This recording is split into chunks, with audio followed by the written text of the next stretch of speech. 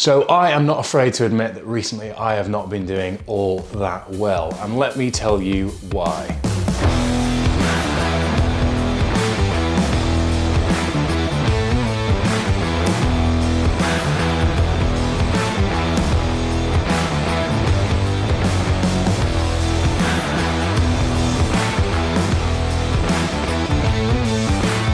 Hello everyone and welcome to another video, and what is going to be a bit of an honest breakdown of why I have had a bit of a downturn in my mental health recently. So if you are new to the channel, you might not know that this is something that I tend to be quite honest on. I've raised just over £100,000 for men's mental health charities as a result of my own experiences. So this isn't anything that's particularly out of the blue, but I thought if I wasn't to share this with you all, it would be a bit disingenuous, hypocritical, and frankly cowardly of me, given that I speak so openly about this stuff. And whilst the easier thing to do would be keep to myself and just crack on and pretend that everything is fine in terms of internet-facing purposes, I thought, why not share a bit of an insight into how I've been feeling with you guys, reflect upon why I've got into the position that I have, what I've done to get myself out of it, and how I'm changing things moving forward. So we'll get into all of that, but before we do, a couple of things to request from you. If at any stage you do enjoy the video, do please make sure to give it a like. It costs you nothing, and it gives me everything, not everything, but just a smile on my face. So why not hit the like button now? Make sure that you have subscribed if you have not yet already, and drop a comment down below with your thoughts, feelings, or anything that you might want to add. So I am about to dive into an upper body session and then head out to the hills to catch golden hour in the Pentlands, as I'm trying to reacclimatise to some fell running ahead of Keltman Prep series number 2. So the series that I've just sort of wrapped up abruptly without really even planning it, the wintering has come to an end because the climax of that series is actually going to be filmed in 16 to 18 degrees weather, which isn't all that wintry. So sadly, the wintering has come to an end, but the playlist has not, and you can watch all 7 or 8 episodes in this playlist just here, at your own will. Free will, shall we say. So moving forward, today is going to be about the upper body session, trip to the hills, and I'm going to talk through a few things in between. First and foremost, how I've been feeling recently, then why I expect I've been feeling this way, the things that I did to sort of recalibrate and move forwards, and then how I'm going to change things in general terms structurally, in terms of my own management and my day-to-day mental health moving forward. So we're going to splice that up between the video for you to understand, hopefully give you a bit more context on how I exist in general terms and just how I've been feeling, because I think behind the YouTube lens, it's very easy to just show the positives all the time. It's very easy to just show the things that I want to show you. And whilst obviously having a camera in my face most of the time when I'm doing the things that are planned in, booked in, that means that you don't get to see a lot of the stuff that goes in the background that isn't planned in, that isn't booked in, that is actually the day-to-day boring stuff, that is the business as usual day-to-day tasks that I need to put up with. So I thought giving you a bit of a breakdown of that will be useful for your understanding of me as an individual, of the channel, of everything I get up to, and hopefully some of the reflections that I have can be useful for you guys as well. So for a bit of context, about 2 or 3 weeks ago, I really started to feel like I was declining, out of control, couldn't keep up with my day-to-day task list, started to feel really overwhelmed, heart in my chest, sleep quality was out the window, and my day-to-day enjoyment dropped, my fervour for the things that I normally enjoy dropped, my appetite was reduced, I just wasn't really feeling all that up for anything, and that is a sure sign for me based off my past experiences that something is wrong. And I was acutely aware that this was happening, but I thought it was just down to a few things that I wasn't controlling well enough. And that's another pattern that I've negatively reinforced in the past, whereby I'm hard on myself and self-destructive when I'm actually just feeling a certain way, and I make it seem like it's my fault, like I need to be doing things differently, like I'm an idiot for feeling this way. All these things that are conventionally masculine when it comes to talking about this topic. But the bottom line is, I was overworked, I was doing too much, it was getting in the way of my training. My training is my escape from my day-to-day work, and without that escape, because I couldn't escape the stress of my day job, as it were, even though the training is tied in with the day job, yes, don't get me wrong, when I was out on my bike rides, when I was out on my runs, I couldn't get it out of my head. So once I lost the escape, everything all felt too chaotic and I felt like I was losing control. Tried to keep that for a few weeks, and then I was actually sat just here a couple of weeks ago filming a video that you might have seen. It'd be interesting to know if you'll be able to tell which one it was. And I just couldn't string a sentence together. It took me about 90 takes to do something that should have been really easy. I was getting more and more frustrated. I started feeling really quite emotional, really quite disappointed in myself, and just pissed off that I couldn't get this right. And all that was doing was adding fuel to the fire of this negative thinking pattern that I was in. I then decided, look, you know what, I'm not doing all that well. This is a sign that you are slipping back towards some sense of depression. And that is something that is not gonna be sustainable, and something that, you know, given past experiences, it's obviously not good for me, but I know how bad my relationship with that sort of mental illness can be. So I decided to talk to those close around me. I decided to break down why I was feeling the way that I was, and we'll get onto that shortly. But then I just put out on social media a post basically explaining the way that I was feeling. One, for the same reason that I'm sharing this with you today, to be honest. And two, as a polite way of telling people around me, leave me alone for a few days, because I just said publicly online, for the people that are chasing my emails, for the people asking for this, asking for that, etc., I'm just going to take a few days to do as little as I can, recalibrate, restructure, think about what's important to me, bring that sense of overwhelmedness back down to where it needs to be so that I can make a plan to move forwards. And that's what we did. So with that in mind, one of the main things that I've made a bit of a plan of moving forward is restructuring my training goals. And I think for the past couple of weeks, I've been quite hard on myself in arbitrarily considering my strength, arbitrarily considering what direction I want to go in. The only strength goal that I have explicitly in for the rest of the year is the Dinnie Stones on the 19th of April. And then beyond that, the focus for the rest of the year very much is extreme triathlon. So that means that I don't need to put so much emphasis on the strength training. I don't need to put so much emphasis on the hypertrophy side of things. I need to focus on getting as good as I can on the bike, in the water, and on my feet, whilst obviously holding on to as much strength and as much muscle mass as I can, as that's what I enjoy doing.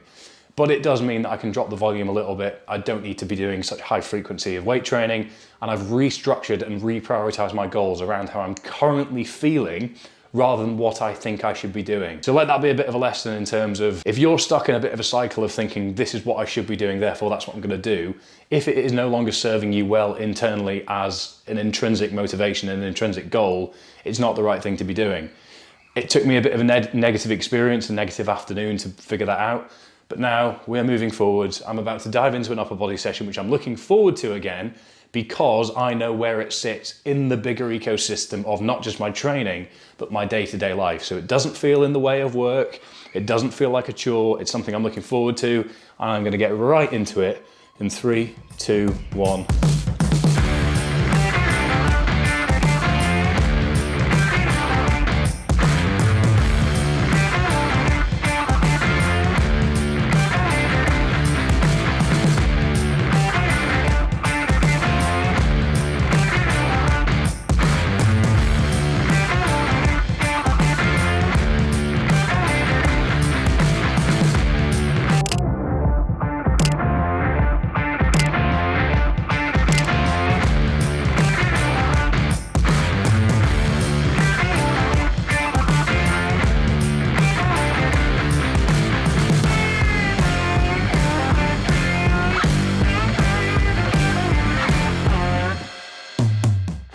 All right, so upper body session complete. We had some bench press, we had some incline press, we had some seal rows, we had some chins, we had some floor press, we had some tricep extensions, and we had some dumbbell curls, and that was it for a fairly relaxed upper body session.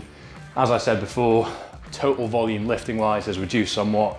Focus is just to stay in decent shape, hold on to as much strength as I can, and actually really just enjoy the training that I've got outside of the triathlon volume at the moment, as coming out of a few weeks of just feeling like I'm going through the motions a little bit, it's important to just reassess and recalibrate, as we touched on before. But moving on to what I actually did when I sort of came out of this little bit of a slump, as I was starting to recognize a few of the things that I'd felt in the past when I was really suffering with depression that actually ultimately led to my suicide attempt in May of 2016, I thought the best thing that I could do to start with was actually just spend some time with Erin, spend some time with the dogs, spend some time outdoors, and just try and actually switch off from things a little bit, detach myself from them, putting my phone in a different room, only checking it when I absolutely had to, cracking on with the business as usual tasks that I need to do just to keep the service going, keep everything ticking over, and to keep me sort of feeling in control of the day-to-day workload and nothing more. So everything else I just decided was completely deprioritized for the time being, because my health and my mental well-being was priority number one, and that was what was at the top of the hierarchy. The rest of the to-do list was temporarily irrelevant, beyond the business as usual tasks that I just need to get done. So beyond that, I spent 2 days reassessing the structures around what I've been doing up until this point. Spinning a lot of plates requires structures, organisation around it. Erin's been working full time for me for a couple of months now. I'm not going to lie, I'll hold my hands up and say I have not been an effective manager, delegator, leader in terms of offsetting things to her to look after on a day-to-day basis. Because everything's been so busy, because everything's been so chaotic, I've struggled to find the time to teach her the things that ultimately I've only just learnt myself.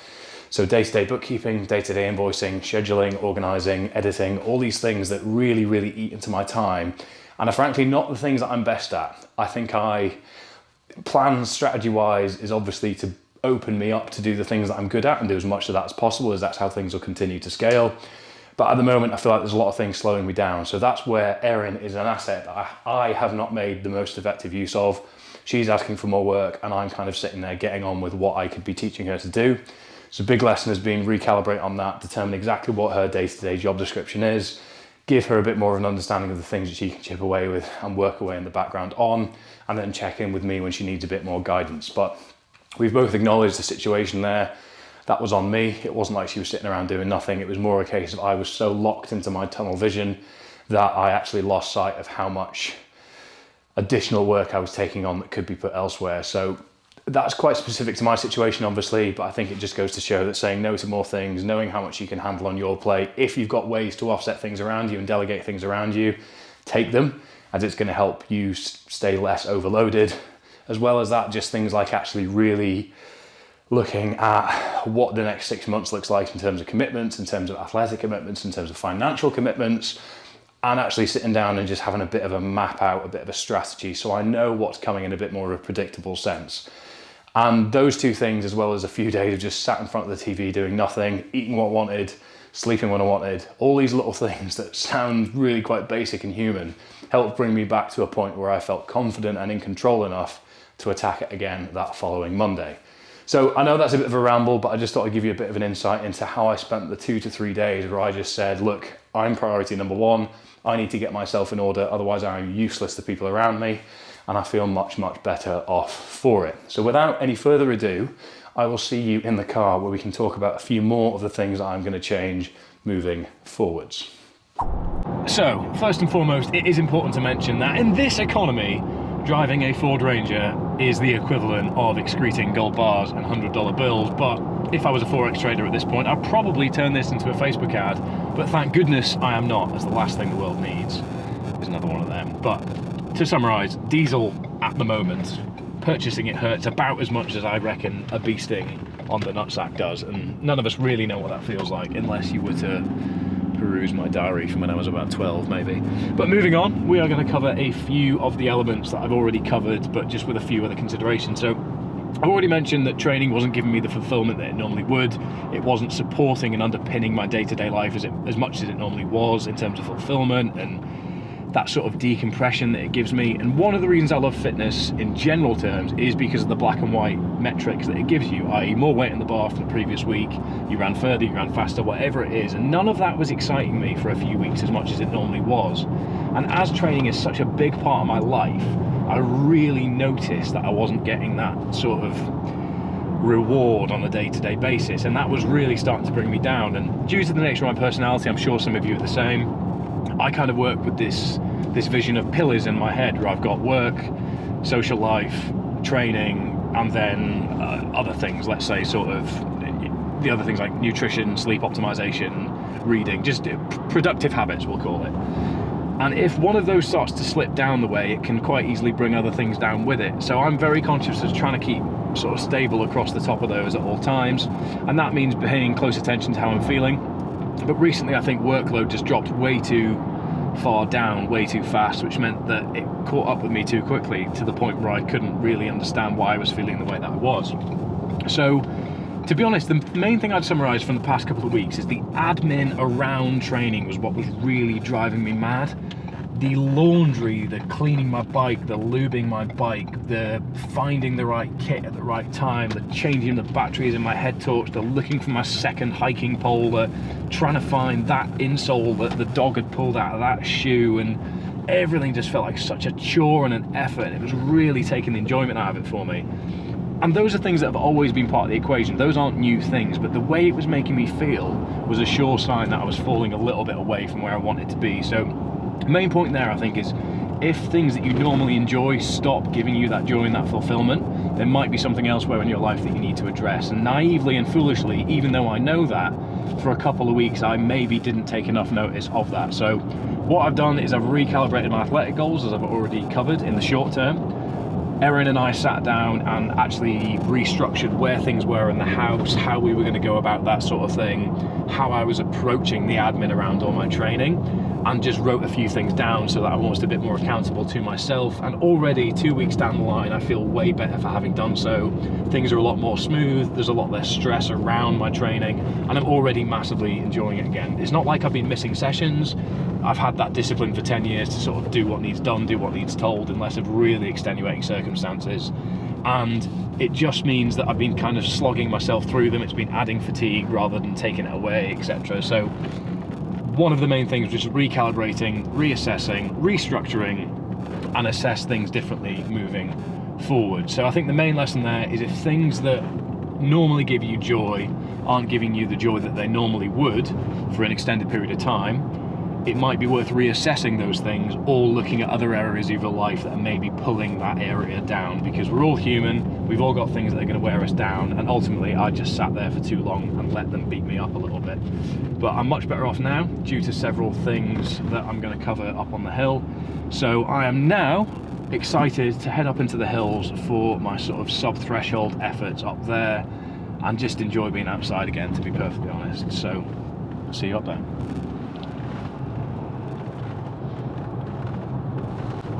Okay, so brief is push for 2, perhaps 3 peaks depending on the light.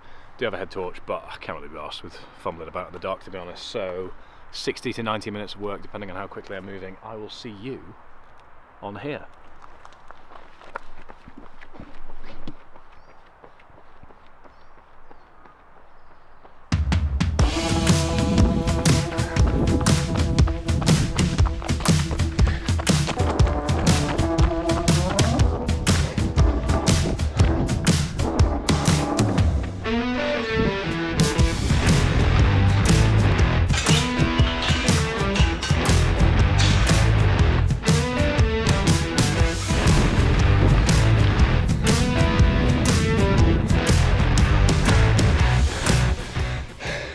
That first bit always hurts. It's proper steep, proper steep. I always take this little bit to just walk, get my breath back, let my heart rate settle, slight dip before we're into the steepest section of the whole route, and then it eases off a little bit before it's fairly undulating. But if you want a way to get your heart rate full on Elon Musked, then the Pentlands via Flutterstone car park is your best bet. Nice one, nice one. And we're immediately into the really steep bit. Heading up there, heading up there. Oh, nothing better, nothing better.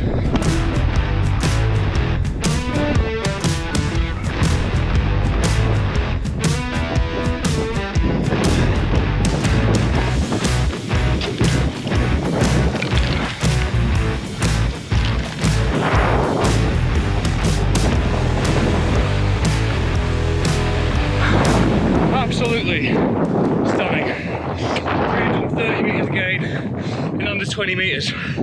It's hard work, but oh my good, is it been good to be up here. Big issue I've had, as I've said, is the admin in my head. I've been playing it up so much, which means that I've been missing out on opportunities like this to get properly outdoors, to get covered in mud, to get covered in rain, to get cold, to find my gloves, and I've been missing out because in my head I've not been mentally well, which means I've been getting frustrated and irrational with things, and I've been missing out on this. So over the weekend, deep dived into what I could do to get back out here, because I know how much this revitalises me. I love it up here, and if I go a week without spending time up here, I know I miss it. I went 2 weeks recently without coming out properly into the outdoors. So being a hypocrite, do what I say, not what I do. on YouTube. I apologise to you all, but I actually don't apologise to you all because I've needed this. I've hit the reset button, I've learned some lessons commercially, I've learned some lessons about myself, and oh my god, am I excited to be back up here ready to hit the next chapter, rest of the year hard. And right now, head out over there, come with me.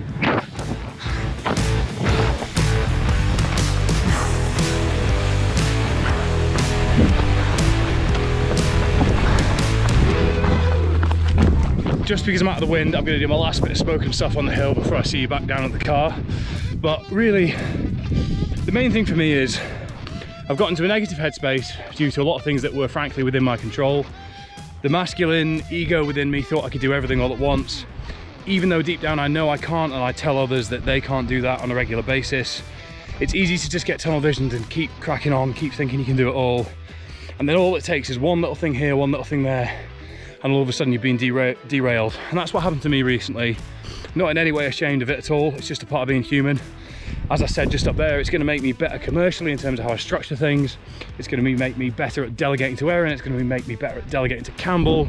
It's going to make Johnny and I's priority list more streamlined. It's going to make my day-to-day approach to training, admin, organisation, structure better off because I know how I feel if I get these things wrong. So I'm going to just enjoy being back out in the hills and head up there, which is Carnethy Hill, just been to Turnhouse, so I'm going to head up, I'm going to zip back round, meet Campbell on the way down, and then I will see you at the car for a bit of a debrief and to round up this video.